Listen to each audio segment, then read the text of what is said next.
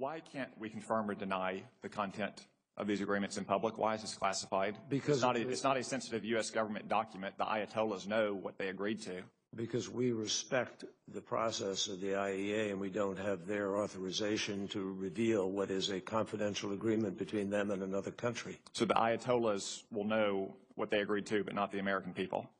Well, no, not exactly. Not exactly. Have you or your staff read the side agreements?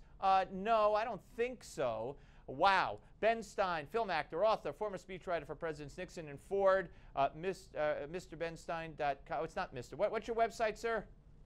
I don't really have a website. Okay, because I know last time I screwed that up. You can find me on Newsmax, though. Yes, Newsmax contributor, of course, Newsmax.com. All right, so when you hear this from the Secretary of State, and this is revealed now, he hasn't seen the side agreements, none of us have seen the side agreements, and this all speaks to the inspection process. What the heck are they trying to pull?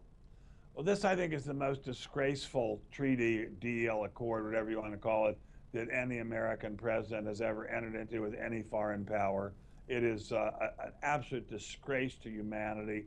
The concealment, the covering up, the fact that this opens the floodgates for an Iranian bomb, the fact that this is a tissue of lies that have been sold to the American people as if it were some kind of great peacemaking breakthrough. It's none of these things. It's a complete cave-in to what was until very recently called by the U.S. government the world's leading state sponsor of terrorism. It's a disgrace to humanity. It is a disgrace to humanity and a threat to humanity. What do you think of Huckabee's comments? About Pontius Pilate? Yeah, well, you know, the ovens, yes. I think I wouldn't have said it that way, but I will say that I think no one has ever opened the door to more harm to the Jewish people in the history of the world than Mr. Kerry. I should say Mr. Kerry and Mr. Obama. And there's some kind of deep-seated psychological drama being played out here for them to have hurt Israel this much. Now, that being said, they were in a very serious dilemma, which is what are they going to do? But my own feeling is if you have a situation in which you can have a second Holocaust in the afternoon, which is what the Ayatollahs have promised, you consider the military option. I mean, you give very serious thought to just bombing the hell out of all those research and bombing facilities. You don't want to bomb the Iranian people. They're fine people and they're great people, but they know where the reactors are. They know where the centrifuges are. We have enough bombs and rockets to hit them.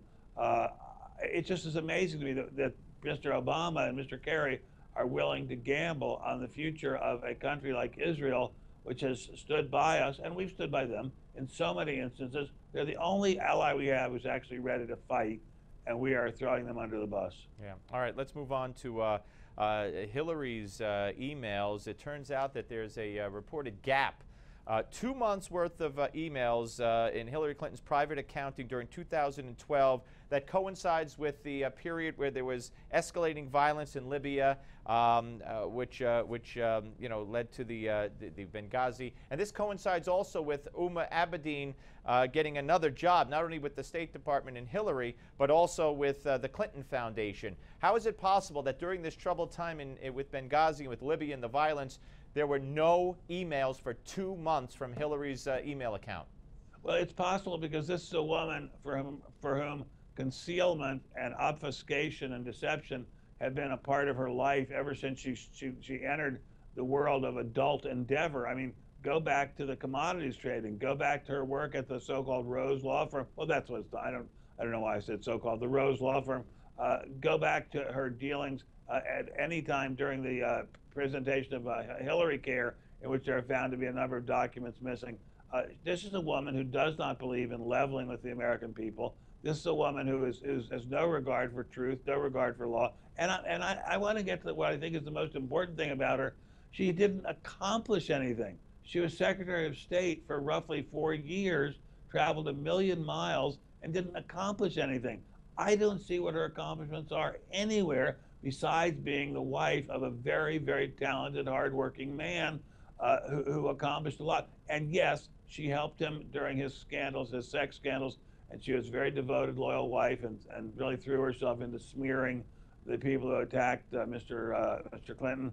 but I don't see what there is to recommend her. I mean, I think Mr. Sanders is a much more heads-up player than Miss Clinton. Yeah, very interesting. Ben, always great to talk to you, my friend. Thank you very much. Thank you very much. Ben Have fun. Stein, ladies and gentlemen, here on the Steve Malzberg Show. Up next, it's Gimme 5. We're going to have more on Jimmy Kimmel and his reaction to the death of that lion in Zimbabwe. But first, Donald Trump continues to rise in the polls. Could he win the nomination? Does he have your vote?